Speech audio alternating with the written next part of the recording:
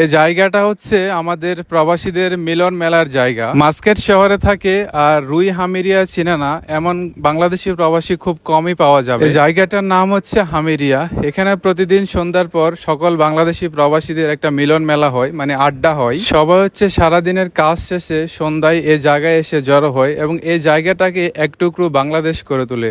দেখতে কিন্তু খুবই ভালো লাগে। তো আমিও চলে গেলাম কিছুক্ষণ আড্ডা দেওয়ার জন্য।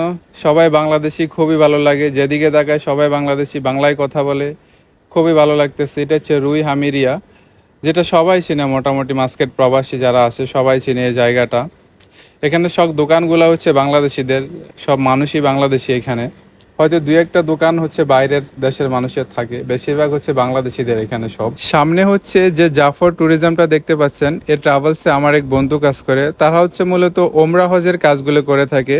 যারা হচ্ছে ওমান থেকে সৌদি আরবে ওমরা হজ করতে চাচ্ছেন তাদের কাছে যেতে পারে, ওদের কাছে পেয়ে যাবেন ওমরা হজের সম্পূর্ণ প্যাকেজ।